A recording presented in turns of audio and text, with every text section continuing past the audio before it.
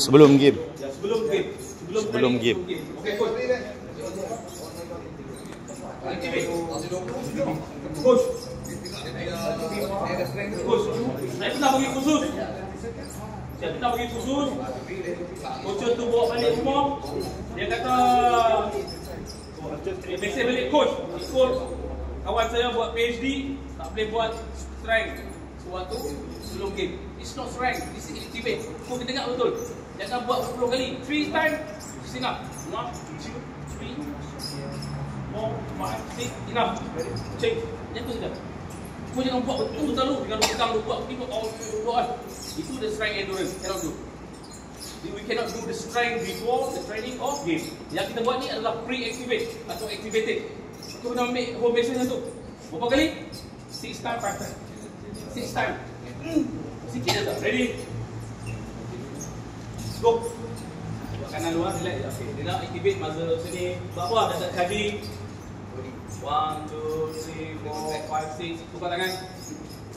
1. Cepat sikit pun tak apa. Ada berapa kilo? Ya? Depend lah. Kadang-kadang kalau kita ambil yang hit-up ni terlalu keras kan. Sesuai lah. Coach, ini belakang ini like this or like this? Can do the Same. behind. Okay. Activate muscle. Kalau concentrate. Nak buat belakang pula. Dia pulau gunakan. Okey, siap ni. Good. Try.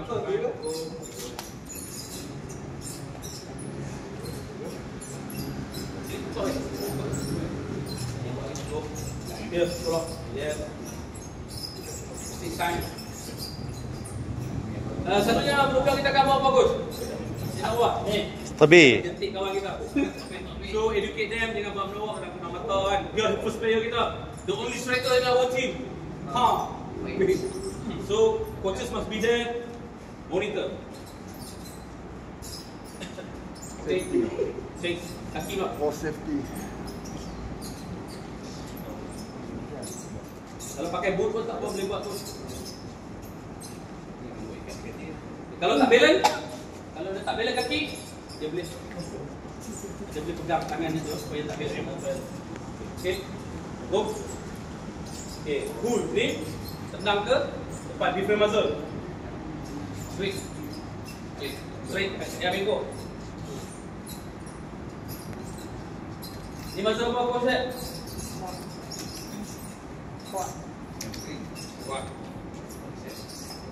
On. Special.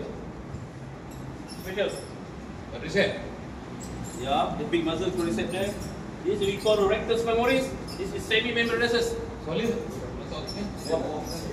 Okay, kemudian. Hujan. Siapa tak baca? Yang ni coaches. Yang ni apa? Yang ni untuk apa? Untuk kenapa? Ada betul minat? Ha? Ada betul-betul kan?